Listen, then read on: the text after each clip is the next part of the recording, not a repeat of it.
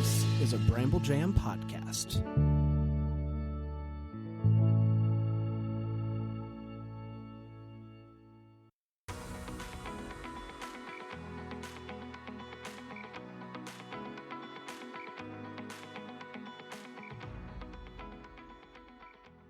Welcome to Girls Gone Hallmark, a Hallmark review podcast. I'm Megan, and I'm a longtime Hallmark fan. I'm Wendy. I'm a former Hallmark hater.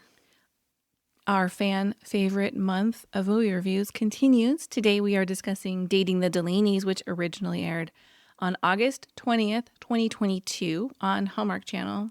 And as you're listening, open up your phone, open up Instagram, type in Girls Gone Hallmark, and follow us over there. Keep up with the podcast. Keep up with Hallmark news. We'd love to have you join us there.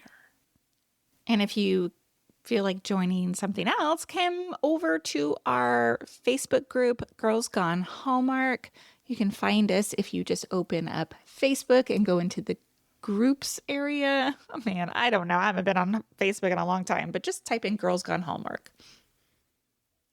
You haven't been on Facebook in a long time? Like I haven't looked up a group in a long time. No, like when I go into Facebook, I just go into our group, which is like a saved thing on my left-hand side of the screen. I know I sound 100 years old right now, but I don't use Facebook like I used to use Facebook. And yeah, you're not scrolling Facebook. I'm not poking around. I'm not looking for things.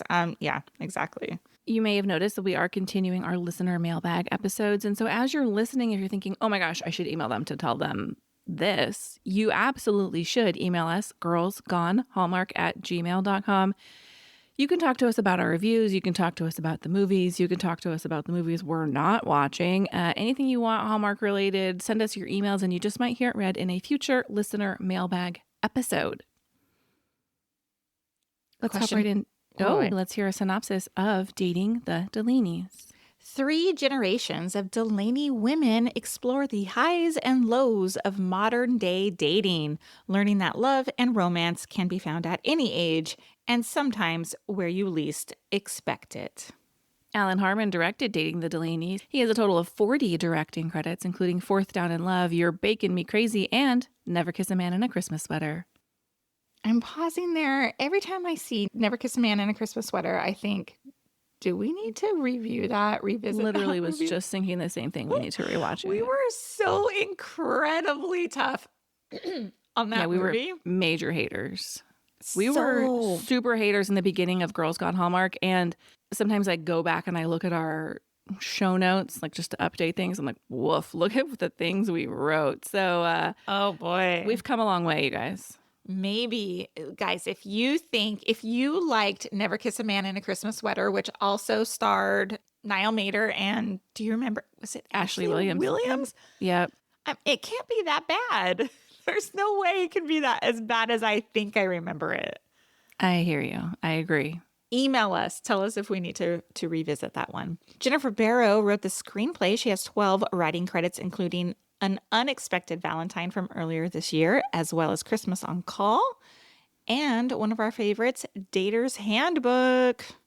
Rachel Boston stars as Maggie Delaney, or Cool Mom MD. Rachel has 66 credits with a role in Debbie McCumber's Joyful Mrs. Miracle, Field Day, and A Christmas Cookie Catastrophe. Y'all should check out the Finding Mr. Christmas episodes where Rachel guest stars. She's fantastic. Isn't she? So good. Those were the episodes where I'm like, I think I'm a huge Rachel Boston fan. I know. And then now seeing this movie, spoiler alert, I'm like, do I need to watch more Rachel Boston movies? Totally. She's so freaking likable. I know. Paul Campbell. Oh, go ahead. What were you going to say? I was just going to say, also really likable in person. Like, she was so lovely at the Hallmark experience. Yeah. You didn't get the chance to speak to her directly, but I did. And she was so nice. Yes. Awesome. Paul Campbell stars as Michael Taylor, Cool Dad MT. I don't like how they did that. It just makes me feel embarrassed a little bit. Anyway. Yeah, but that's their whole vibe is cringy. Cringy puns. Yeah. With 57 acting credits under his belt, he recently co-starred in 3 Wiser Men and a Boy and even portrayed a fictionalized version of himself in The Santa Class. He has been a steady presence on Hallmark since 2015. Zoe Christie plays daughter Emma, with just a handful of acting credits. This was her first project for Hallmark. She also appears in an episode of School Spirits during season 1. Spencer McPherson. Total side note. Have you finished the second season of School Spirits by chance? No, because we're cheap and we had unsubscribed to Paramount Plus, but we just resubscribed so now I can watch Got it. Well, you better. It's like death by 1,000 streamers sometimes. So Absolutely. Riley, did you finish it? No, I haven't even finished season 1 yet. But like, I have so many friends who are like, that show's so good. You just start like unpeeling all the layers and how things all work together. And I'm like, really? I guess I need to pay closer attention to it. Because I thought it was okay the first couple episodes I saw. I really like the show. I do think it gets better throughout season 1. Just as a side note, it is on Paramount Plus, but season 1 is on Netflix. So if you don't have Paramount Plus, you can watch season 1. And Hallmark fans, it does star Spencer McPherson. Yes, I love him. Riley Davis plays lab partner John. Riley has 34 acting credits and is probably best known as Mason from the Curious Caterer franchise. Parmis Sahat plays friend and bakery employee Devin. Parmis has 26 acting credits and has appeared in shows like The Good Doctor, Designated Survivor, as well as Hallmark projects like Cross Country Christmas and A Very Merry Bridesmaid. Karen Kruper plays Mom Barb. I think Karen Kruper gets the mom treatment too from Hallmark, right? Her and Barbara Nevin. Barbara gets the majority of the roles. They'll probably play sisters in some second chance romance any day now. Totally. With 60 acting credits, Karen plays a lot of mom roles, as I just mentioned, including movies like To All a Good Night, The Wedding Veil Expectations, and #Xmas. Everett Andres plays son Gary. Everett's another up-and-coming actor for Hallmark. He's appeared in movies like Navigating Christmas and The Holiday Sitter. Barry Levy plays Barb's boyfriend, Rick. Barry has 100 acting credits and recently appeared in the series Holidays as Sam Hill. He's also co-starred in Leah's Perfect Gift, The Wedding Contract, and Wedding Veil's Expectations. Brendan Zub plays deadbeat dad David. With 46 acting credits, Brendan has been in movies like Sugar Plummed, A Sprinkle of Deceit, a Hannah Swenson mystery, and Never Kiss a Man in a Christmas Sweater. Ding, There ding, ding. it is again. Adele Zaddy. Zaddy? Right? It's not Zaddy, but it works. Zaddy Adele Zadie. Adil Zadie. You know, he probably loves that. Adil Zadie plays Isaac. We've seen him in several Hallmark movies, including Fourth Down in Love, The Wedding Contract, and A Winning Team. However, it appears he's taking a small break from Hallmark. He hasn't appeared in a role since 2023. I'm like, that was yesterday, but wow, that was 2 years ago. Let's take a quick break and we'll come right back with our first impressions.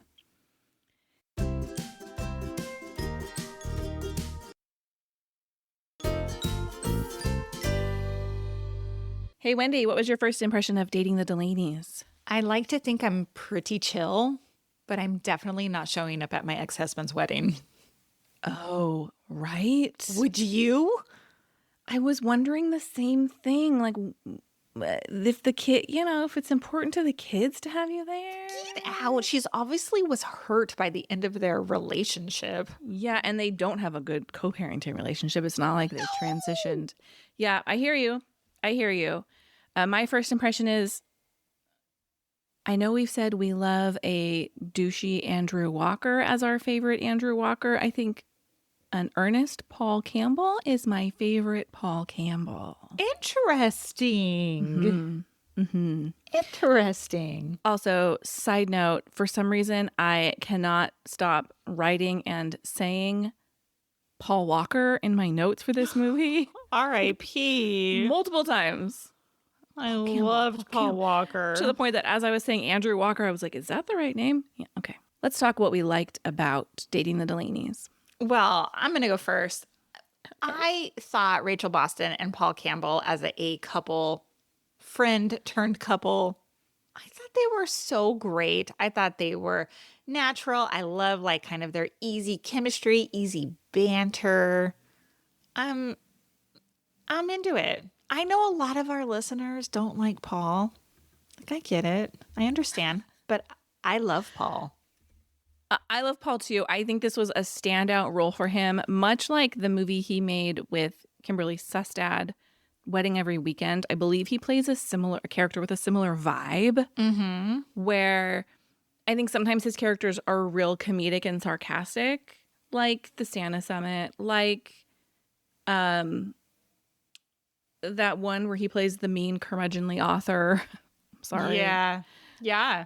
Perimenopause brain is a real thing. I really like, as mentioned in my first impression, I like it when he's just this charming, sweet, kind of nerdy, good guy who is a little bit like, I'm going to tell you, I loved the punny through line. Now, I freaking hate a pun. I don't necessarily find them funny.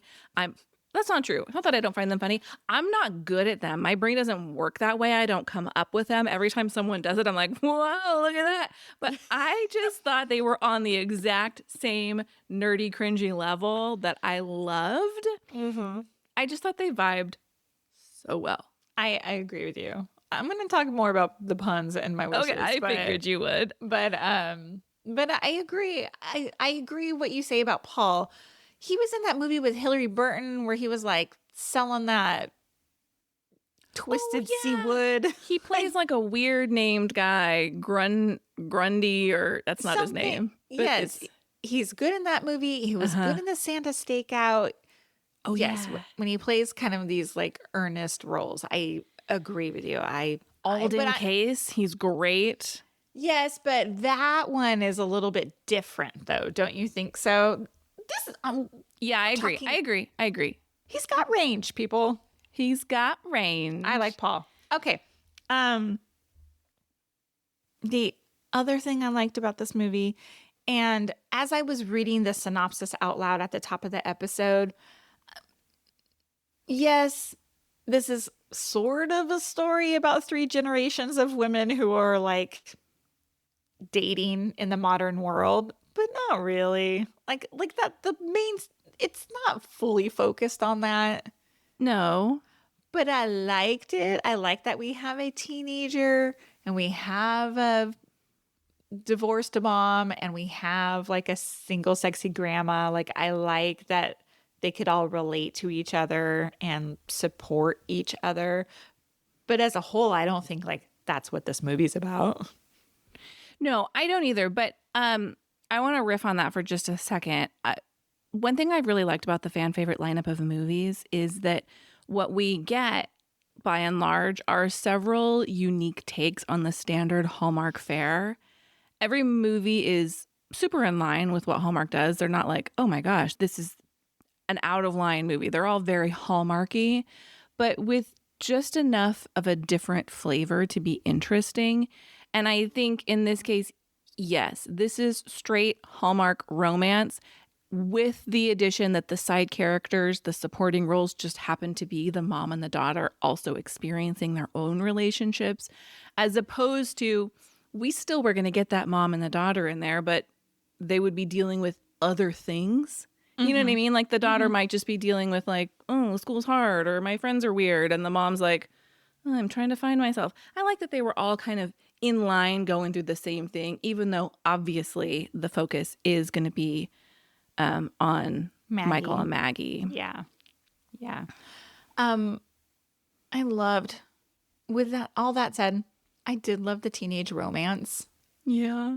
I hated the jerk that she was like, Zach. what a piece of you know what. Yeah. I mean, I would have, you and I both have teenage daughters, and if a boy treated our daughter that way, I think heads would roll. We would be team heads would roll. Totally. I know. The mom never got to see them interact like that, but I can only imagine if, I don't think, right? They were never around the parents. No. I can only imagine like that kid at my house giving absolutely nothing and him leaving and me being like, he has got to go. Like that dude does not like you. Yeah. Have some self-respect. For real. But I loved the lab partner. he was like so cute from go. Like obviously he was interested in her and they had so much in common. And then when he shows up and he wants to take her to the dance, I wanted to cry. One of my very first notes is justice for baby Mason. I mean, that's a Curious Caterer throwback for anybody who's not deep in the Hallmark lore. But as soon as he was on screen, I was like, oh my, look at the baby. And I loved him. Like I really liked that storyline. I was like, yes, find the guy who likes you. Yep. Let's talk Rachel Boston specifically. Please. First of all, I loved her character. She's so warm. She cares about the people in her lives. Like when she's up in the morning, like making breakfast and encouraging her kids, I was like, oh, I wish I was that mom. I'm not that mom. I'm super grumpy in the morning. But, like she just was great. I just thought she was great. Now, I do think she was a little naive to Michael's interest in her. Oh, for sure. Which I found to be a little bit frustrating. Like I was like, wake up. I was so glad she had the bakery friend to be like, that's a real date. There's no such thing as a practice date. Yeah. When he's like, hey, maybe we could try it again. She's like, oh, another, what did they call it? Like, I don't know what they called it. I can't remember either. But she was like, oh, another practice date? And he was like, yeah. And I was like, come on, girl. Come on. Yeah. I agree. How hard, though, did you laugh when her little bakery partner is like, do something fun for yourself? And she just cleans her house top to bottom. I mean, I loved it. I was like, girl, that is mean. Like, nobody's going to accuse me of being the cleanest person in the world ever. But I do love being alone and just like getting it done, like getting the laundry running, vacuuming, clean sheets. I feel alive. Me too. It's so sad. But then it's also like, if I know, I'm just going to go into my own little dreamland here. If I'm going to have a weekend to myself, I would absolutely spend like the first couple hours of Friday cleaning so I can just sink in and order in on Friday night and do absolutely nothing because my space looks so great. Yeah. Enjoy the space that you just put so much work in. Yeah. Would you be going out with like your single friend and going to play pool? No, I'd be like, I'm staying home and enjoying my quiet house. I'll put my red mask on and put my feet up. So yes, that's what I'm doing. My dog's on the couch. Sounds like a dream. Hey guys, if you want to check out our new project, Midlife Bestie. Oh my gosh, I need a reel. I need a video of you in your jammies, red light mask on, your dog's on the couch with Netflix, and just the caption just says the new Friday night. Please, okay. I'm begging you. It's gonna kill. All right. I will work on it. And your deer foam slippers. Okay. I will. I mean, that's the uniform. So, okay. I have been asked to go in a room and shut the door when I have the red light mask on because it scares people in the house. Even my dog one time like came upstairs and I had it on and they like stopped in their tracks.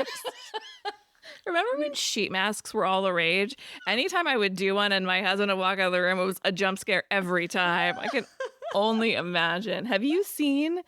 There's a TikTok of a person and they're like, everyone finds my red light mask so scary. And then they cut to them like dragging a dead body out to the trash can. And it is, they're like a mom in their robe. And then it's pretty funny. I love it.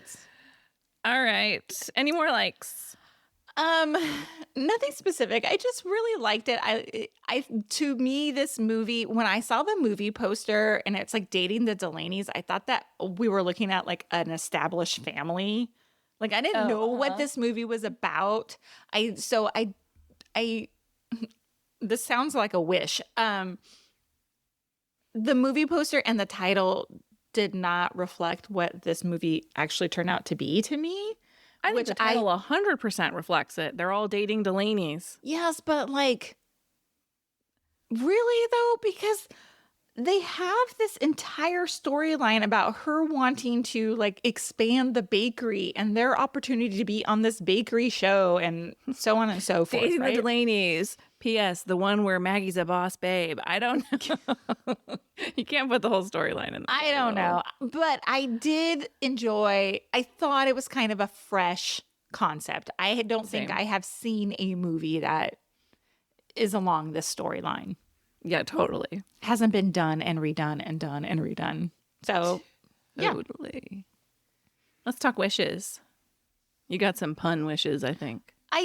My only wish, there were a lot of puns and a lot of dad jokes to the point where I was like, I'm uncomfortable. Like, it was like too much. Like, I was like, I like laughing. And and I like jokes. You love that shit. You're like, I do love that shit. I love making puns myself. My daughter is so good at it too. So I think she gets it from me. Anyway, but it went almost too far where I was like, I bet Megan's real uncomfortable watching this. And I was like, let's lean in. Let's lean into this. I mean, that's all. It just was a lot. I do wonder, though, because, Paul is such a good writer. I wonder if there's any of that, like, on-set stuff happening. Like, they're like, oh, wait, let's throw this in here. Or let's do that, I don't know. Yeah. Just curious. Now, I'm going to go back to the bakery for a second. Yeah. Was the bakery storyline, them being on Make It, Bake It, Cake It, whatever it's called, was this necessary? First of all, I don't understand what Make It, Bake It, Cake It even is. The whole time I'm like, is it Diners, Drivers, and Dives? Is it Triple D? It absolutely for bakeries is. Absolutely. That's exactly what it is. But I just feel like they didn't sell it to me enough. Maybe all I need to know is that I guess that is selling it to me. It's Triple D for bakeries. Fine. Okay. I just felt like, I was like, I don't really know what's happening here. Yeah. And I felt like the storyline about her wanting to expand the bakery got a little bit lost. It was unnecessary. Especially because, I mean, I think it was a vehicle for a lot of other storylines. Like, it brought in her best friend, or assistant, and that helped. She really needed to be present in her life in some way. Yes, and absolutely. it also helped drive forward some of the ways in which her ex-husband was a complete ass when he comes and he's like, I own half this place. She's like, no, you don't. Oh, that scene was so great. She's like, you didn't do anything to make this place a success. So I liked that part of it, but I did feel otherwise. I was like, I don't really understand. It feels a little bit like just a vehicle for driving all these other storylines forward. Yeah, because like she needed time with Michael, and here he is like some PR guy or something. He's something like, I actually am not even quite sure. Can't remember what his job was, but he's like, let me help you prep for it, right? How do you prep? Like, was he just prepping her for like being on camera? Like for her elevator pitch, what she's gonna say.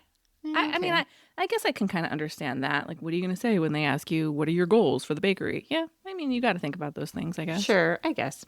Yes. I have a couple more wishes, but what do you have?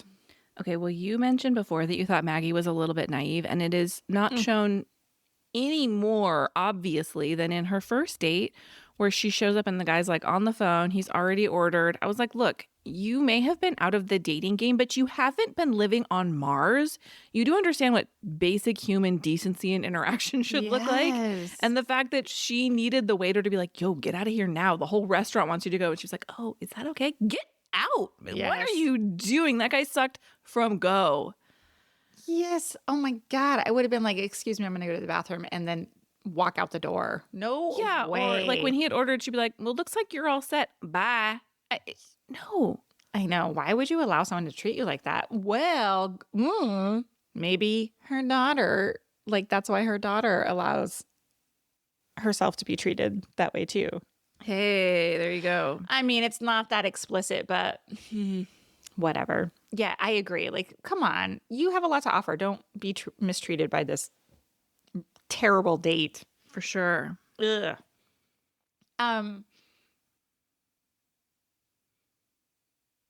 there's not a lot of conflict in this movie.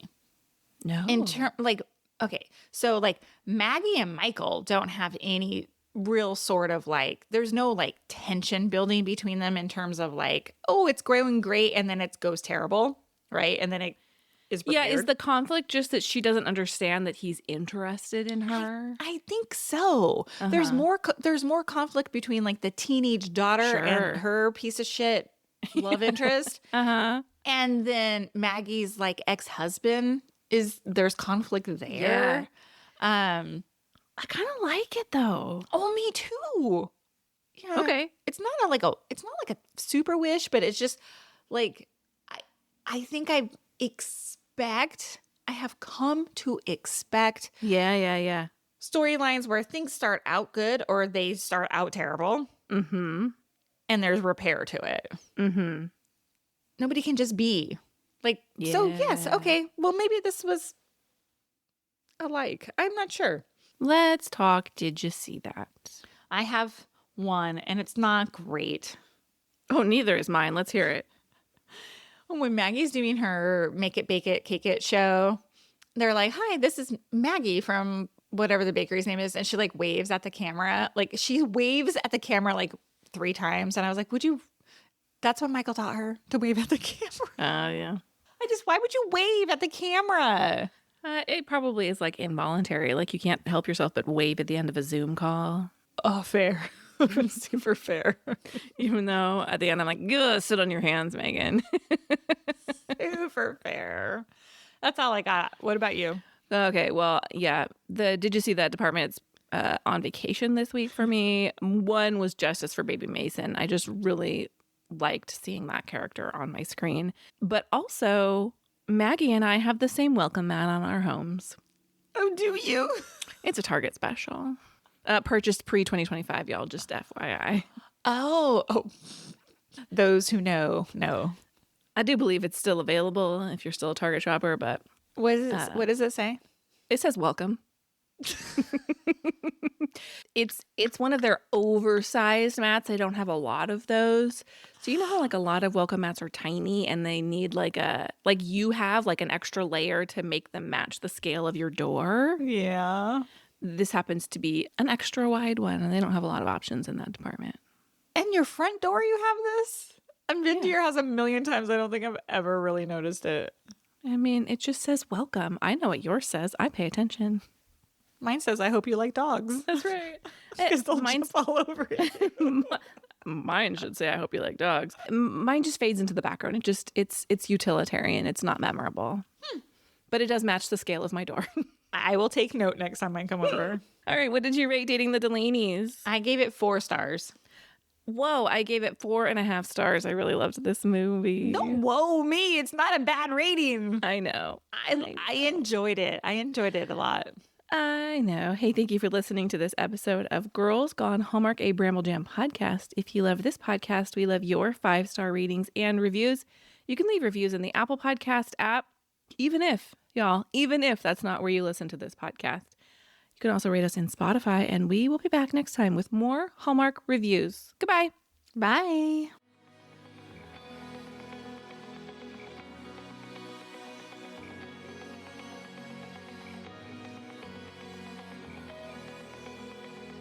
All right, friends, before we go, just a quick heads up. You're about to hear some ads. These little gems help us keep the show running and the Hallmark love flowing. So do with that info what you will. Grab a snack, hit the skip button, or maybe, just maybe, listen in and discover your new favorite product. Bye.